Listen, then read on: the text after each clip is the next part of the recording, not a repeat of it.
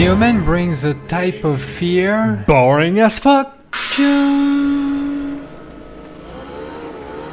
The Texas Chainsaw still there.